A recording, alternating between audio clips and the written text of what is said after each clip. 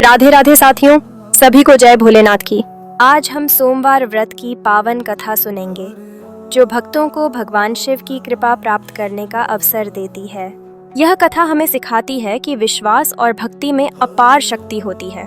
कथा प्राचीन समय की है, जब एक धर्मनिष्ठ व्यापारी भगवान शिव का अनन्य भक्त था। वह प्रतिदिन स्नान कर शिवलिंग पर जल अर्पित करता और हर सोमवार व्रत रखता। उसकी पत्नी के साथ उनका जीवन सुखी था, लेकिन एक दुहक था, उनकी संतान सुख की अनुपस्थिति। हर सोमवार को वे भगवान शिव से प्रार्थना करते कि उन्हें संतान का सुख प्रदान किया जाए। वर्षों तक व्रत करने के बाद भी जब उनकी मनोकामना पूरी नहीं हुई, व्यापारी एक दिन व्यापार के सिलसिले में यात्रा पर निकला। रास्ते में उसे एक संत मिला जिसने उसकी चिंता का कारण पूछा। व्यापारी ने कहा कि उसके पास सब कुछ है, लेकिन संतान सुख नहीं है।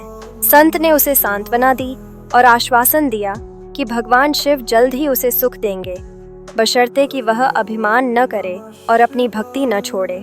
कुछ महीनों बाद व्यापार की चेष्टा के साथ व्यापारी की पत्नी ने एक सुंदर पुत्र को जन्म दिया। यह उनके लिए अत्यंत आनंद का क्षण था। समय बीता और वह बालक जवान हुआ, जिसकी सुंदरता और विनम्रता से पूरा नगर प्रभावित था। उसके विवाह के बाद व्यापारी अपने परिवार के साथ तीर्थ यात्रा पर निकला। उनकी यात्रा में उन्हें एक नगर का सामना करना पड़ा, जहां राजा की पुत्री का विवाह था। नगर में घोषणा हुई कि जो व्यक्ति सबसे पहले दिखाई देगा, उसे राजकुमारी के हाथों हल्दी का टीका लगाया जाएगा। संयोग से व्यापारी का पुत्र वहां सबसे पहले पहुंचा। राजा को जब यह पता चला तो वह गुस्सा हो गया और उसे राज्य से बाहर निकालने का आदेश दिया। युवक और उसकी पत्नी अब वन में भटकने लगे। भोजन और पानी की तलाश में वे एक सुंदर शिव मंदिर पहुंचे। वह वहां भगवान शिव की भक्ति करने लगे। रात में भगवान और माता पार्वती प्रकट हुए और भगवान शिव ने कहा कि वह उनके तप से प्रसन्न हैं। उन्होंने आशीर्वाद दिया कि उनके जीवन में सुख, धन और यश की वृद्धि होगी। वापस लौटने पर नगरवासियों ने उनका भव्य स्वागत किया।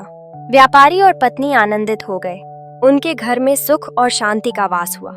इस प्रकार जो भी श्रद्धा से सोमवार का व्रत करता है और इस कथा का श्रवण करता है, भगवान शिव उसकी सभी इच्छाएं पूर्ण करते हैं।